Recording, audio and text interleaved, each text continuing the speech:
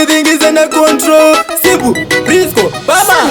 Saka ndivena neta, doba buriza dikita. Beze bakundiketa, kama sata unimaka. Saka samu ndivenga, saka samu ndivenga, saka ready me go give them. Anyway, kana batidida ngaba we any day.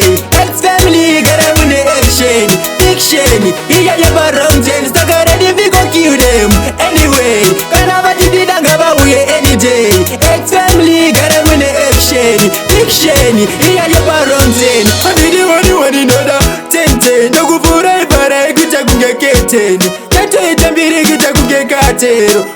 Uyo baka kanda mu master. Love you, kumangoma takanyanya. Anena rotira chize simbaracho. Arizimvutsi, Sarah Samson. Ready kumangoma, saka vangandi good. Saka ready me go give them. Anyway, kana batidida ngaba we any day. Ex family gotta win the action. Fiction, iya yaba ramjen. Saka ready me go give them. Anyway, kana batidida ngaba we any day. Ex family gotta win the action.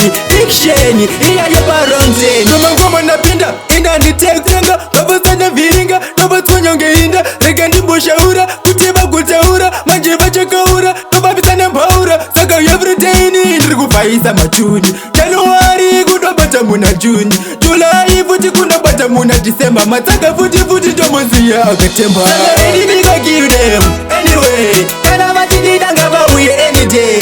Ex family gotta win the action. Fiction, iya yaba ramjen. Saka ready me go give them. Anyway, kana batidida ngaba we any day. Ex family gotta win the action. Fiction, iya yaba ramjen. Abidi wani noda, ten. Nokufura ibara ikucha kungeketen. Keto itambiri ikucha kungekatero. Uyo baka kanda mu master. Love you, kumangoma takanyanya. Anena rotira chize simbaracho. Arizimvutsi, Sarah Samson. Ready kumangoma, saka vangandi good. Saka ready me go give them. Anyway, kana batidida ngaba we any day. Ex family gotta win the action. Fiction, iya yaba ramjen.